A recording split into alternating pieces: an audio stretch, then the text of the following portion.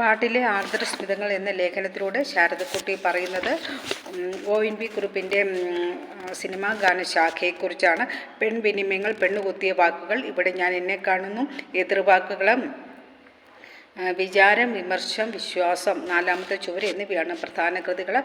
മലയാളത്തിലെ ഉത്തരാധുനിക എഴുത്തുകാരിയുടെ ശ്രദ്ധേയമായ സാന്നിധ്യമാണ് ശാരദക്കുട്ടി. ONV കുറുപ്പിൻ്റെ സിനിമാ ഗാനങ്ങൾ എങ്ങനെയാണ് അനുവാചകരിലേക്ക് എത്തുന്നത്, അതിൻ്റെ ആകർഷണീയത എന്താണ്, നമുക്ക് തൊട്ടറിയാനും അനുഭവിച്ചറിയാനും നമ്മുടെ വൈകാരിക ധൈഷണിക ബിംബങ്ങളാലൊക്കെ സമ്പന്നമാണ് ONVയുടെ കവിതകളെന്നും പറയുന്നു. ONVയുടെ ഓരോ വാക്കിലും ഓരോന്നും ഒരു സംഗീതമായിട്ടാണ് നമുക്ക് കേൾവിക്കാർക്ക് അനുഭവപ്പെടുന്നത്.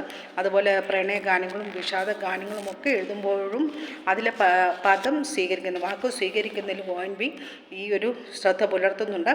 കുമാരനാശാൻ്റെ കരുണ സിനിമയാക്കിയപ്പോൾ അതിൻ്റെ വരികൾ എഴുതിയത് ONV കുറുപ്പാണ്. അപ്പോൾ പഞ്ചേന്ദ്രിയങ്ങൾ കൊണ്ട് അനുഭവിച്ചറിയാവുന്ന കവിതകളാണ് ONVയുടെ എന്ന് പറയുന്നു. നീ എത്ര ധനി എന്ന ചലച്ചിത്രത്തിലെ പുലരികൾ സന്ധികൾ എന്ന ഗാനം ONV കുറുപ്പ് എഴുതിയതാണ്.